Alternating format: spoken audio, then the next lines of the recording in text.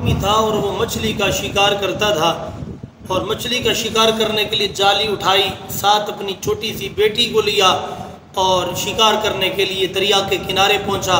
कहते हैं जब इसने जाल फेंकी और मछली उसके अंदर फंस कर आई तो ये मछली को पकड़ता, अपनी बेटी के हवाले कर देता, फिर मछली आदि पकड़ता, बेटी के हवाले कर देता कि तुम इसको रखते आओ, जमा करती आओ।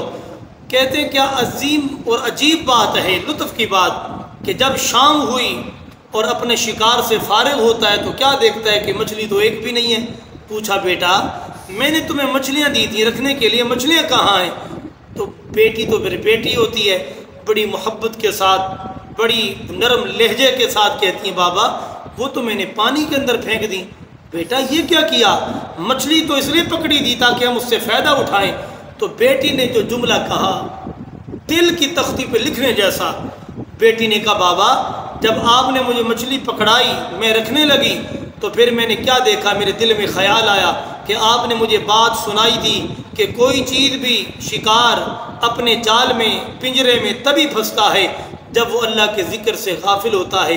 मैंने सोचा कि हम ऐसी चीज़ खाएंगे जो अल्लाह के ज़िक्र से गाफिल है, तो गाफिल चीज़ के खाने से हमारी तबीयत पे क्या असरात मुरतब होंगे। अल्लाह अकबर कबीरा। बच्ची छोटी सी है, सोच कितनी बुलंद है। तो ये जुमला सुनते ही बाप बड़ा हैरान हुआ और हैरानगी के आलम के अंदर ये बात कहते हैं कि बेटी ने यह भी कहा कि बाबा मैंने इसलिए भी उसे पानी के अंदर छोड़ दिया कि जैसे आप मुझे पकड़ाते थे मैं उसे अपने हाथों में लेती थी तो मुझे उसकी तस्बीह करते हुए सुनाई देती थी। मैंने कहा कि इसने जिक्र से गफलत की, ये शिकार हो गई, जाल में फंस गई, अब ये अल्लाह का जिक्र कर रही है, मैं इसे छोड़ दूँ।